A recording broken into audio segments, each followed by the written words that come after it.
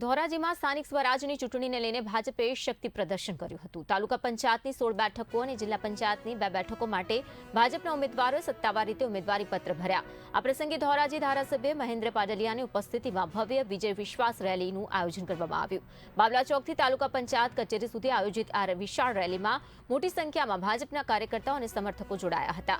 Rally દરમિયાન ભાજપના પક્ષ ધ્વજ અને નારા સાથે ઉત્સાહપૂર્ણ માહોલ સર્જાયો। ઉમેદવારી નોંધાવતી વખતે ધારાસભ્ય મહેન્દ્ર પાડલિયાએ વિશ્વાસ વ્યક્ત કર્યો કે ભાજપ ધોરાજી તાલુકા પંચાયતની તમામ 16 બેઠકો પર વિજય મેળવશે।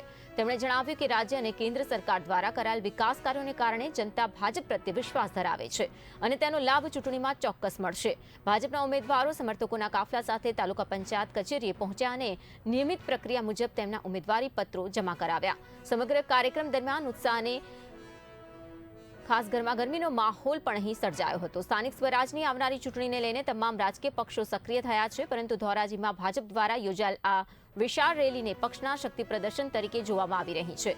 હવે આવનારી ચૂંટણીમાં મતદારો કયા પક્ષને પસંદ કરે છે તેના પર પણ સૌ કોઈની નજર કેન્દ્રિત રહેશે।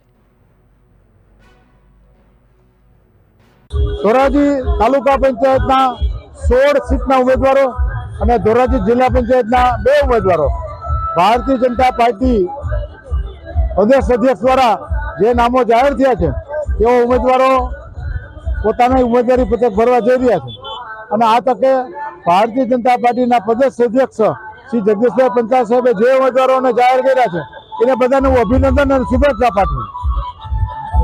દેશના યશસ્વી વડાપ્રધાન નરેન્દ્રભાઈ મોદી સાહેબે જે કેડી કંડારી છે વિકાસની કેડી, એ કેડી ઉપર ગુજરાત સરકાર ભારતીય જનતા પાર્ટીની ગુજરાત સરકાર ભૂપેન્દ્રભાઈ પટેલના નેતૃત્વમાં ચાલી રહી છે। તેને ગ્રામ્ય વિકાસનો, ગામડાઓનો અભૂતપૂર્વ વિકાસ કર્યો છે અને વિકાસની રાજનીતિ ઉપર, વિકાસના આધાર ઉપર અમારા ઉમેદવારો લોકોની વચ્ચે જઈ રહ્યા છે। બધા વિજેતી થશે એમાં કોઈ શંકાને સ્થાન નથી।